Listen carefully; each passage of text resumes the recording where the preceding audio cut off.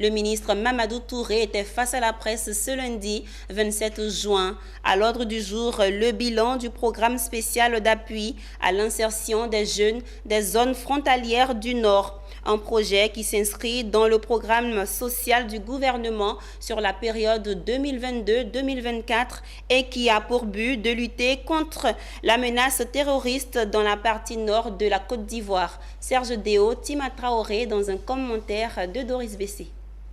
Depuis janvier 2022 est mis en œuvre en Côte d'Ivoire le programme spécial d'appui à l'insertion des jeunes des zones frontalières du Nord. 6 mois après le lancement, l'heure est au bilan à mi-parcours de cette phase 1 de ce programme mis en œuvre par le ministère de la Promotion de la Jeunesse, de l'Insertion professionnelle et du Service civique.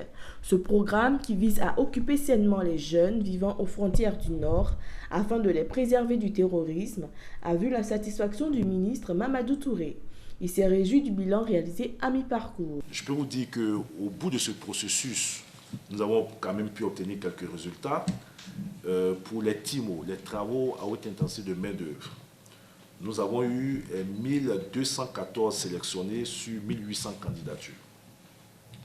Pour les permis de conduire, nous avons 997 sélectionnés sur 1500. Pour les activités génératrices de revenus, nous avons 1472 sélectionnés sur 3020. Et pour l'apprentissage, nous avons 274 sélectionnés sur 1500.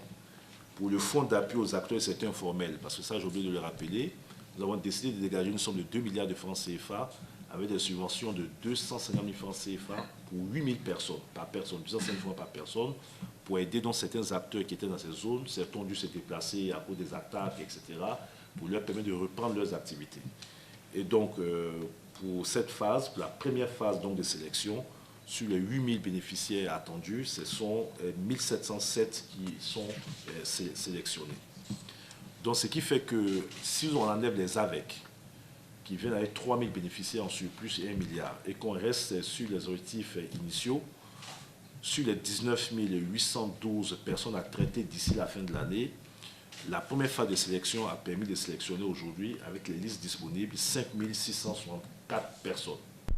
Il est bon de noter que la Côte d'Ivoire se sent menacée par l'avancée du terrorisme qui sévit chez ses voisins du Nord, Burkina Faso et le Mali notamment. Le gouvernement place donc d'énormes espoirs dans le programme spécial d'appui à l'insertion des jeunes des zones frontalières du Nord, lancé en janvier 2022 et qui se fixe la barre de 60 000 jeunes adhérents.